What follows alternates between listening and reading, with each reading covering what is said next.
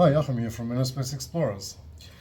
First of all, I want to say thank you very much to everybody who commented on the last video and basically encouraged me to do this project, and also the GoFundMe thing, which I actually set up, and we'll put a link in the description of this video. But before we go to that, I would like to tell you a little bit more about the dive and the project itself and what to expect, and then also what I came up with as a reward, so to speak, and then I'll explain a little bit more about the funding thing. So as I said, basically in my initial video, I explained a little bit the bombed shipyard and the three ships at the Deepwater buoy, and but I only said it's deep. So I want to explain a little bit more, and therefore I just quickly have to switch the camera and show you a little drawing that I made, and then I'll explain a little bit more in detail what it's all about. So this basically is a very, very rough drawing, but I just want to give you an idea. So this is the coastline here. There's this little bay, little is relative, and then this like half peninsula, whatever you want to call this, and then it continues here. And at this spot here was the shipping yard that was bombed. And then these ships have been transferred, the three floating ones, to this Deepwater buoy that's in this area. And the barge that then delivered the goods to basically finish the ships went around here somewhere, and then went to the ships that were anchored here, and it got lost somewhere on this way. So these are depth lines, which indicate every line basically indicates a step in increasing depth. So it starts here, goes deeper and deeper and deeper, and then there's like a plateau, 80 meters, 260 feet. And then there's a slope going down to 160, and then it basically slopes out, and then comes, at some point it goes even deeper. So as the barge capsized somewhere here, the goods should be either on that slope, somewhere between 80 and 160, or they sit here at 160. So that's basically the layout of the dive site. And I just wanted to, so the problem is that I have various maps, and so I'm not really sure about these depth lines, so how close they are together, how far they are apart. So if so here, that's the plateau where the buoy is, and this is 160, and I'm not sure if this is like super steep here, or if it's like shallow or relatively flat going down to 160. That is something I simply don't know, and that I have to figure out on the way. So let me flip that camera again. So now you know the layout of the dive site. And so the dive will be between 80 and 160. I think it will be more somewhere between 140 and 160, looking at the maps that I have.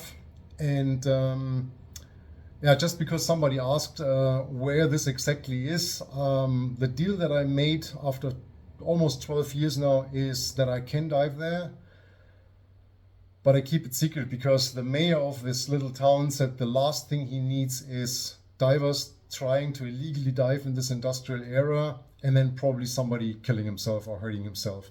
And that was, so you can do this, you get permission, so I have all of this in documents, so I'm safe, and I can recover whatever I find. I just, the only two things the guy asked me was, I want to see what you come up with, pure curiosity, and you keep the location secret. So that's what I'm respecting and obviously doing.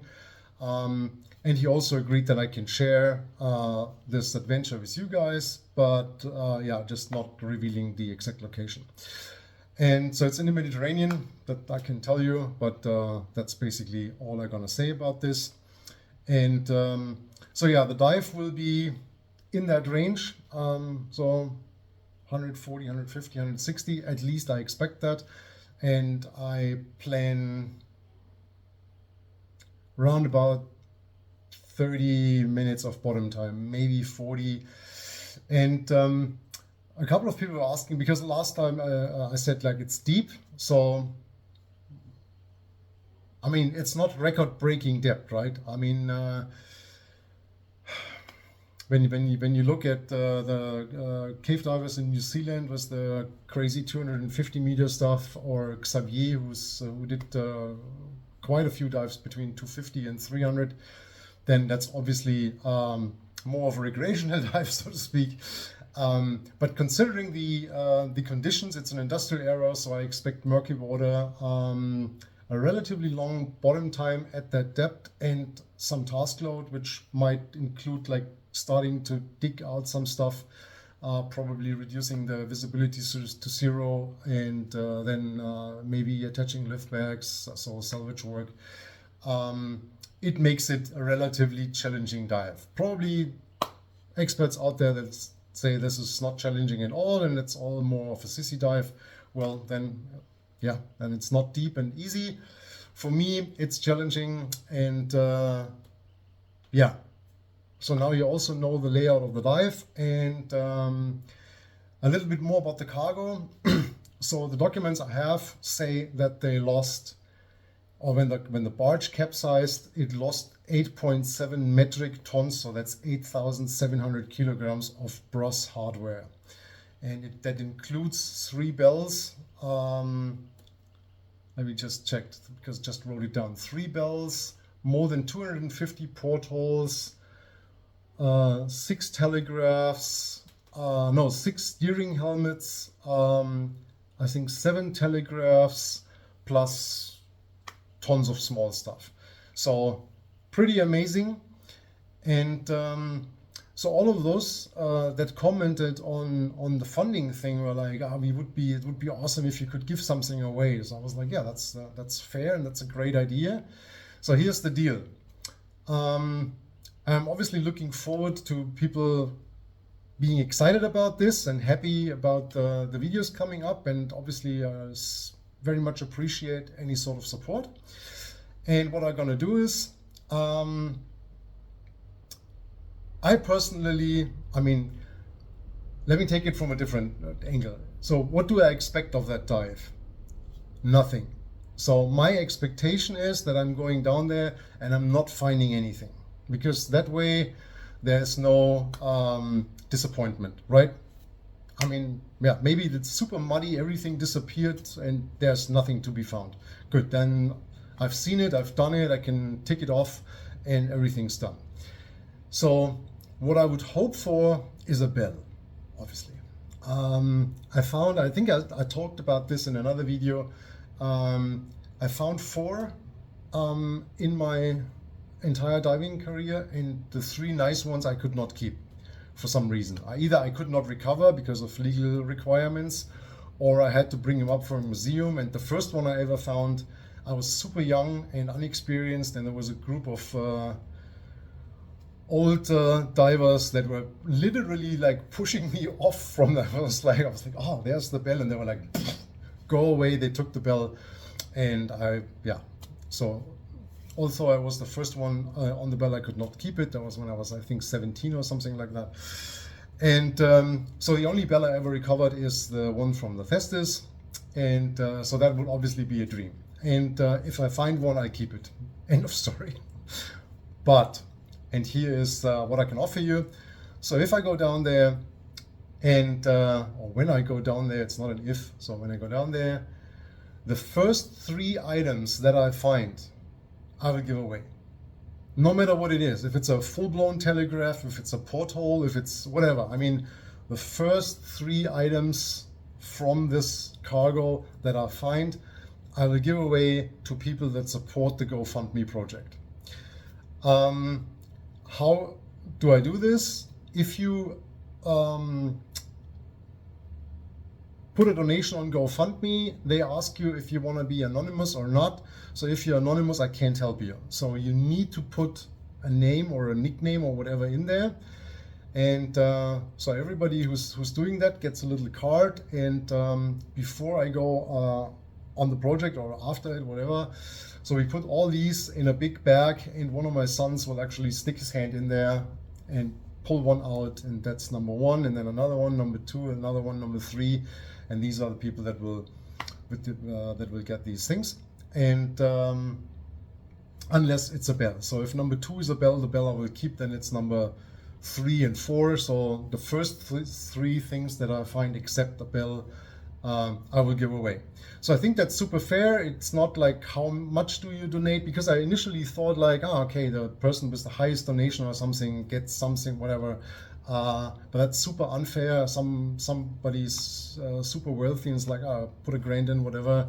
And somebody that wants to donate because he thinks it's a great idea but can only afford €5, then will never have a chance. So I think it's way more fair to just spread it evenly. So whatever you donate, you'll be in this pool, and then it's a little bit like a lottery.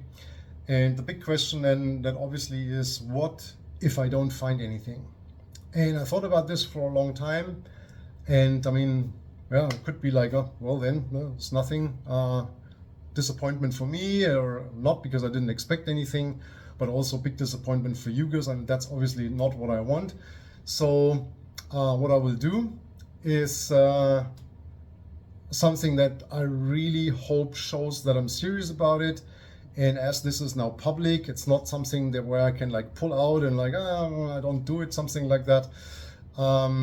So if I don't find anything, I come back from this expedition and I'm like, sorry, I was just mud and nothing to find.